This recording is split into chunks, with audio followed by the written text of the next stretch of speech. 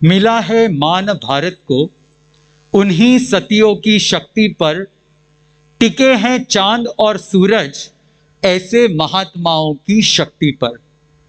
આજે આ વિશ્વની અંદર આપણા ભારત દેશ ઉપર જો આક્રમણો નથી થતા તો એનું કારણ છે આજે પણ ભારતની અંદર આવા સાધુ સાધ્વીજી બિરાજમાન છે, જેઓ તપસ્યા, જ્ઞાન, દર્શન, ચારિત્ર, તપની આરાધનાની હેલી વરસાવી રહ્યા છે. હું તો કેટલા વર્ષોથી સાંભળતો હતો કે હવે બસ, નાનો હતો ત્યારથી સાંભળું છું, 1996માં મુંબઈ દરિયાની અંદર સમાઈ જશે, 1998માં કોલકાતા દરિયામાં સમાઈ જશે, 2000માં મુંબઈ દરિયામાં સમાઈ જશે, 2011માં તો બધા જ દરિયાની અંદર સમાઈ જશે.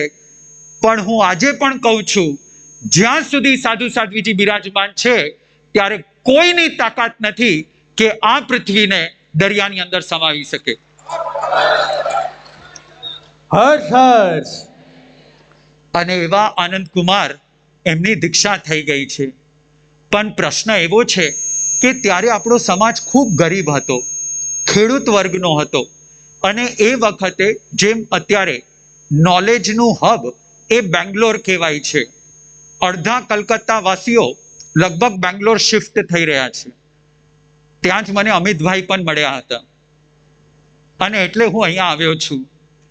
બેંગ્લોર એ અત્યારે જેવી રીતના નોલેજનો હબ, આઈટીનો હબ કહેવાય છે, એ વખતે આખા વર્લ્ડનો મોટામાં મોટો હબ એ સુરત કહેવાતો હતો. કાનજી સ્વામી અને હીરાજી સ્વામીને જ્યારે લાગ્યું કે આણે તો 10 વૈકાલિક, ઉત્તરાધ્યાન વગેરે સૂત્રો, 7 સૂત્રો તો ચૂટકી ભરમાં એક જ ચોમાસામાં શીખી લીધા, અને બીજા ચોમાસામાં બીજા 3 સૂત્ર એમણે કંઠસ્થ કરી લીધા. આનું તો ગ્રાસ્પિંગ પાવર એટલું ફાસ્ટ છે, આપણે પ્રકાશને જેમ ન પકડી શકીએ તેમ આની સ્પીડને આપણે પકડી નથી શકતા. તો એને જબરદસ્ત વિશેષ જ્ઞાન લેવા માટે આપણે સુરત લઈ જવું જોઈએ.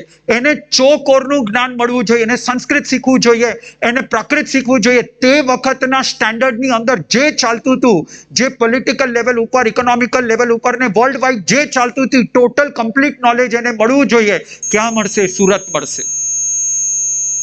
તો સુરત આવવા માટે ગુરુજી વિહાર કરે છે ગોંડલથી, ગોંડલથી સૌરાષ્ટ્રથી વિહાર કરે છે ને સુરત આવે છે. એ રસ્તાની અંદર એક વિશિષ્ટ ઘટના ઘટે છે. પહેલા માતાને મનમાં ટેન્શન આવતું હતું કે આ બાળકને આપણે કોના ચરણોમાં સમર્પિત કરશું. હવે ગુરુજીને વિચાર આવે છે કે આ બાળક કેવી રીતના આગળ વધશે. પણ કહેવામાં આવ્યું છે, as coming events are casted by their shadows. પોતાની મેળે આપણને જ્યારે છાયા દેખાય એટલે ખબર પડી જાય કે અહીંયા કોઈક વસ્તુ છે. હવે બાળક અહીંયા આવી જ ગયો છે પોતાના પુણ્યને લઈને, તો આપણને ખબર જ છે કે બધું સારું થવાનું છે. પણ શું સારું થવાનું છે એ તો કોઈની કલ્પના નહીં હતી.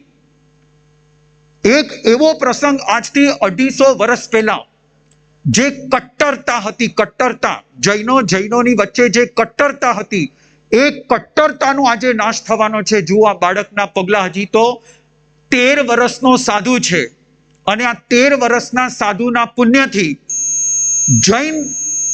જૈનોની સુરત ગામની અંદર આખા વર્લ્ડના હબ, વર્લ્ડનું કેપિટલ કહી શકાય એવા સુરત ગામની અંદર એક નવું જોડાણ થવાનું છે, અને આપણે એ જોડાણને નિહાળીએ.